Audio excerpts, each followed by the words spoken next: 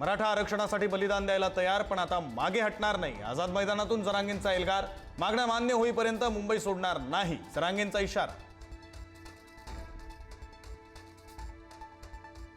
जेलमध्ये टाकलं, गोळ्या घातल्या तरी आमरण उपोषण सोडणार नाही, जरांगेंचा सरकारला इशारा.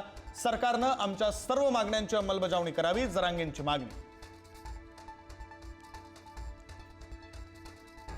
मुख्यमंत्र्यांकडे मराठ्यांची मन जिंकण्याची संधी. मुख्यमंत्र्यांनी मराठ्यांची नाराजी ओढवून घेऊ नये, जरांगेंचं मुख्यमंत्री फडणवीसांना आवाहन. तर सरकारनं आडमुठी भूमिका घेतली तर बघून घेऊ, जरांगेंचा इशारा.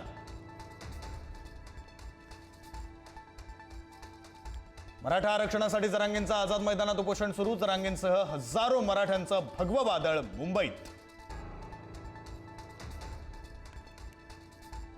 मराठ्यांनी मुंबई जाम करून दाखवली, मात्र आता सर्व मराठ्यांनी 2 तासात मुंबई मोकळी करायची. जरांगेंच्या आंदोलकांना सूचना.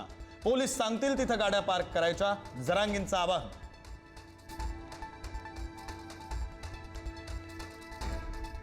मनोज जरांगे यांच्या आंदोलनावर सरकारची करडी नजर. मुख्यमंत्री आणि दोन्ही उपमुख्यमंत्र्यांकडून आंदोलनाची पूर्ण माहिती घेणं सुरू.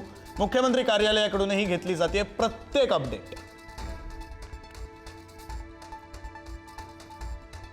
मनोज जरांगे समर्थकांची मुंबईत पोलिसांकडून अडवणूक. मानखुर्दमध्ये जरांगे समर्थकांच्या गाड्या पोलिसांनी अडवल्याची माहिती. गाड्या अडवल्यामुळे 4 किलोमीटरपर्यंत रांगा.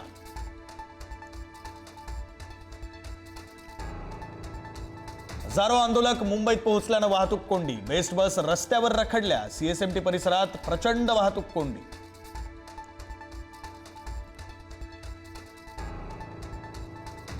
मराठा आरक्षणासाठी मोठ्या संख्येनं मराठा आंदोलक मुंबईत. आंदोलकांचा उत्साह शिगेला. हलगीच्या तालावर थिरकले आंदोलक.